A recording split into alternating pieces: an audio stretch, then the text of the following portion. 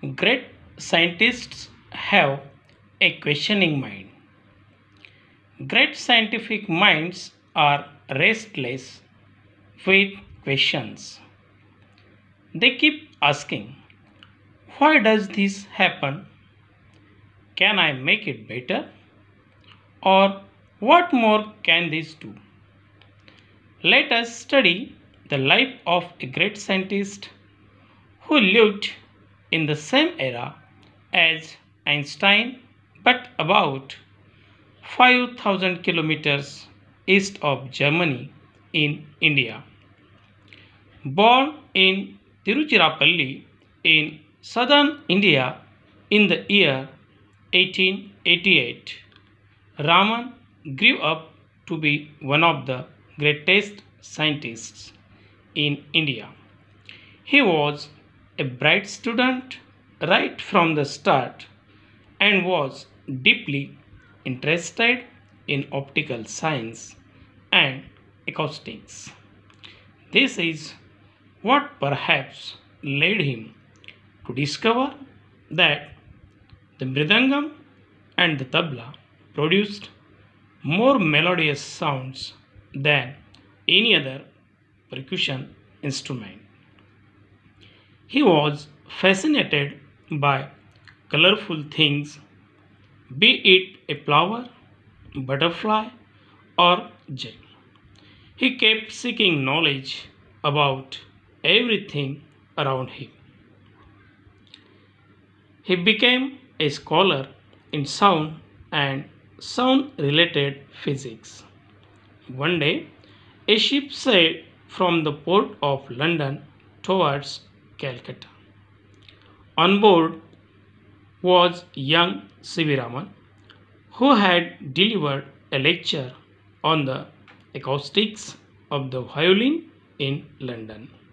He was now on the ship's deck, gazing at the blue waters of the ocean.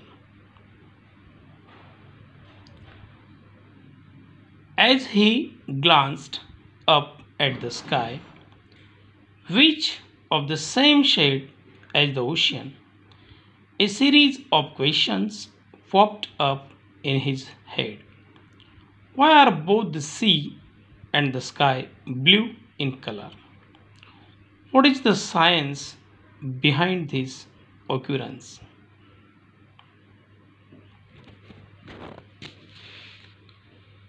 His mind seemed to suggest that the reason could be the scattering of light by water molecules. However, his theory was yet to be proved scientifically. When the ship anchored at Calcutta, the young man immediately went on to conduct experiments to prove his theory. His research in optics, the science of light, resulted in the discovery of the Raman effect. He announced it to the scientific world in March 1928. The discovery won him the Nobel Prize for Physics in 1930.